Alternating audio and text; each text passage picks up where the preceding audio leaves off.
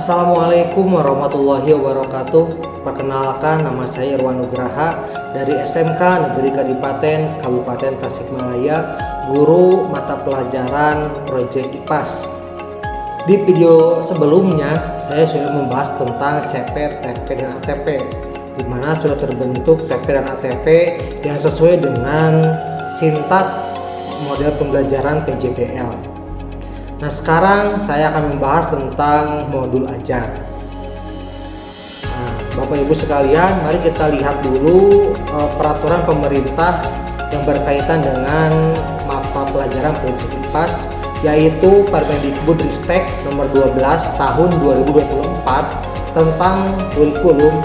Pada halaman 35 dijelaskan bahwa proporsi jam pelajaran antara aspek ilmu pengetahuan alam dan aspek ilmu pengetahuan sosial disesuaikan dengan kebutuhan program keahlian.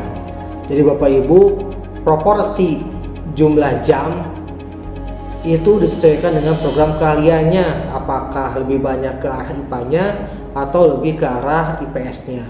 Mari kita lanjutkan penjelasannya.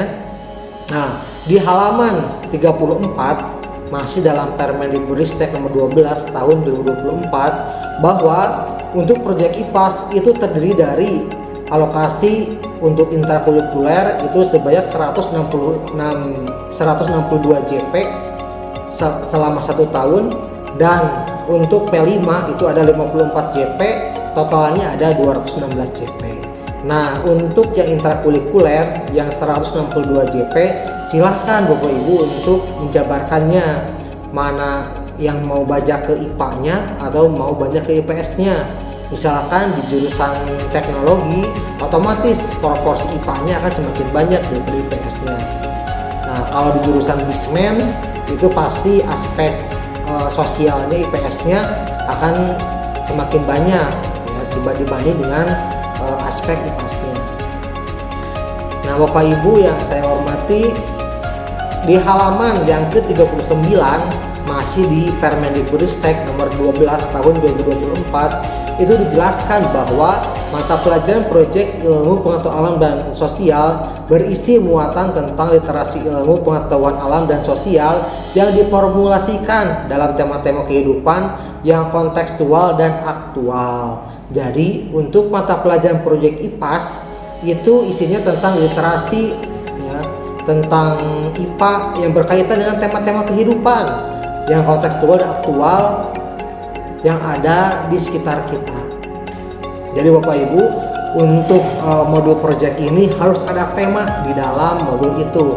Jadi yang membedakan antara modul proyek dengan modul yang biasa itu, di modul proyek adanya tema yang harus dikembangkan oleh masing-masing sekolahnya. Nah Bapak Ibu, pertanyaannya, bagaimana cara kita menentukan tema?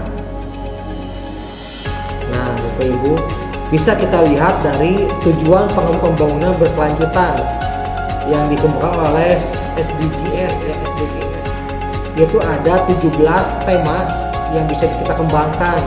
Yang pertama, menghapus kemiskinan, ada yang kedua mengakhiri kelaparan, yang ketiga ada kesehatan yang baik dan kesejahteraan, yang keempat pendidikan bermutu, yang kelima kesetaraan gender, yang keenam akses air bersih dan sanitasi, yang ketujuh energi bersih dan terjangkau, 8 pekerjaan layak dan pertumbuhan ekonomi, 9 infrastruktur industri dan inovasi, yang ke-10 mengurangi ketimpangan, ke-11 kota dan komunitas yang berkelanjutan, 12 konsumsi dan produksi yang bertanggung jawab, yang ke-13 penanganan perubahan iklim, 17 menjaga ekosistem laut, yang ke-15 menjaga ekosistem darat, yang ke-16 perdamaian, keadilan dan kelembagaan yang kuat, ke-17 kemitraan untuk mencapai tujuan. Nah, ada 17 isu ya atau tema yang bisa kita kembangkan. Nah, sekarang saya akan memberikan salah satu contoh modul yang sudah saya buat, yaitu berkaitan dengan penanganan perubahan iklim. Nah, temanya adalah penanganan perubahan iklim. Nah, dari tema itu harus kita turunkan menjadi judul. judulnya itu fokus pada proyek mengatasi perubahan iklim. Jadi nanti siswa itu akan memikirkan bagaimana caranya mengatasi perubahan iklim. Nah, elemennya itu yang pertama menjelaskan fenomena secara ilmiah, yang kedua mendesain dan mengevaluasi penyelidikan ilmiah, yang ketiga menerjemahkan dan data dan bukti-bukti secara ilmiah. Aspeknya yang masuk ke dalam tema ini atau proyek ini, yang pertama bumi dan antariksa, yang kedua keruangan dan konektivitas antar ruang dan waktu, yang ketiga interaksi, komunikasi, sosialisasi, institusi sosial dan dinamika sosial. Ada 3 aspek ya yang masuk ke dalam proyek ini. Nah, jadi sudah terbayangkan judulnya itu, temanya itu, nanti siswa endingnya akan seperti apa. Nah, Bapak Ibu, sekian dari saya, mudah-mudahan ada hikmah dan manfaatnya. Ditunggu di video selanjutnya terkait dengan modul ajar part yang kedua. Terima kasih dari saya, mudah-mudahan ada hikmah dan manfaatnya. Assalamualaikum warahmatullahi wabarakatuh.